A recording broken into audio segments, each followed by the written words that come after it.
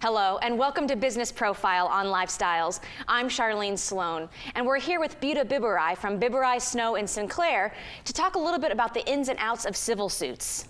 Good morning, Buta. Good morning. Civil suits, so are they complex? Tell us a little bit about the money requirements and even filing a civil suit. Okay. To answer a series of the questions that you just asked, one, are they complex? No. However, in the legal field, we have created some sort of monopoly so that it's sometimes best for you to use an attorney.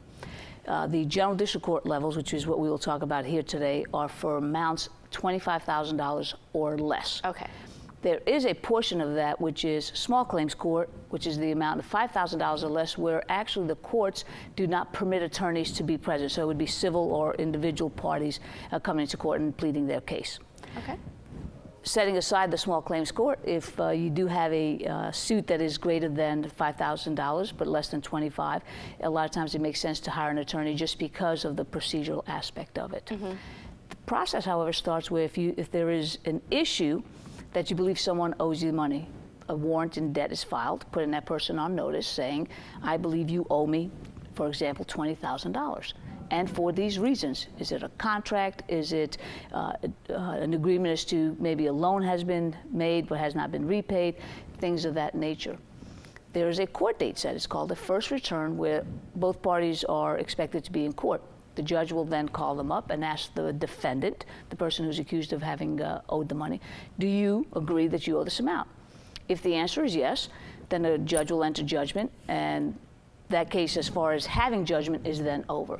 If that person denies it, then a trial is set. At the trial, both parties will have an opportunity to present their case to the court. The judge will make a decision. If, again, at that point in time, there is a judgment entered, then that is a lawful determination that the defendant owes the plaintiff, the party suing, a certain amount. That usually is the easy part. The hard part is then collecting. Yes. The process that is then followed is that you call the person who owes the money into court for what are called interrogatories. Interrogatories are statements made under oath as far as what assets they have. Assets can be bank accounts, stock accounts. It could be a job. It could be personal property, a car or a house or things of that nature, because now what you're trying to do is you're trying to determine how collectible this is, because it is your obligation to collect it. The court, once it enters judgment, really does not pursue collection. Sure, so the court will decide whether or not that person does owe you the money, and then whether or not they are capable of paying that, but they won't take any action in actually collecting the money from them and giving it to you, right? Actually, they won't make a determination as to whether it can or can't be paid. The court's decision stops as to whether the amount is owed and judgment is entered. So yes. And once you're able to get the interrogatories, then if you know what the assets are, you can garnish.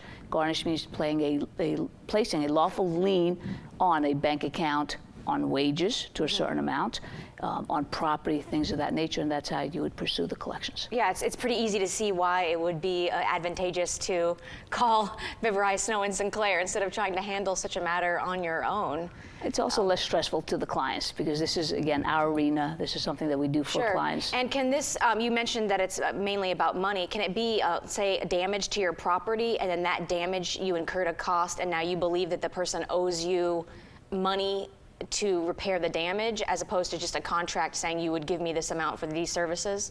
Yes, any dispute that can be reduced to a dollar amount, or even maybe what we call completion of a task, such as if I've sold you a car and I haven't delivered it, well, the court can order me to turn over that car. So it's anything that's mostly related to funds, which can be reduced to a fund amount, or an actual task. Great. And so now, how can people interested in talking with your firm about something like a civil suit, how can they reach out to you? All right, we are easily located on the web.